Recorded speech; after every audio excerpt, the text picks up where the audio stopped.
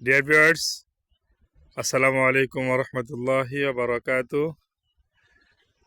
ভোর সকালে ফজরের নামাজ পড়ে বের হয়ে গেছি আমাদের গ্রামের মধ্যে হাঁটার জন্য।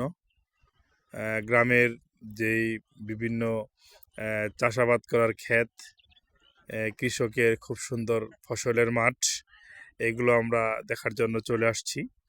তো আসার পরেই এই খুব সুন্দর এক দৃশ্য, একেবারে ভোর সকালে ওদিকটাতে সূর্য উঠতেছে। যাবেন?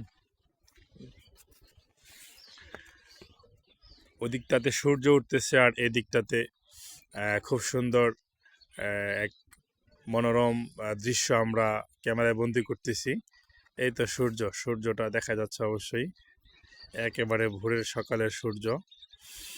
আর এই দিকটাতে এক মনোরম দৃশ্য আমরা ক্যামেরায় বন্দি করছি। এখন তো আমাদের গ্রাম বাংলা থেকে এই সুন্দর দৃশ্য এখন আর দেখাই যায় না।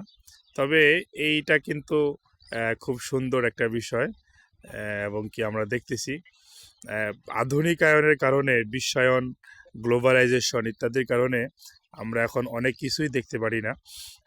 কিন্তু আমরা আজকে আমাদের ক্যামেরায় সেটা বন্দি করে নিচ্ছি। এখন তো জমি চাষ করার জন্য আপনার ট্রাক্টর, এছাড়াও আরও বিভিন্ন প্রকার সিস্টেমের ব্যবস্থা আছে।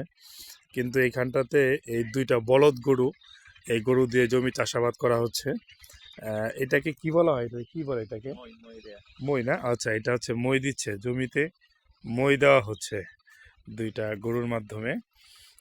খুব সুন্দর দৃশ্য, অবশ্যই মনোমুগ্ধকর একটি দৃশ্য।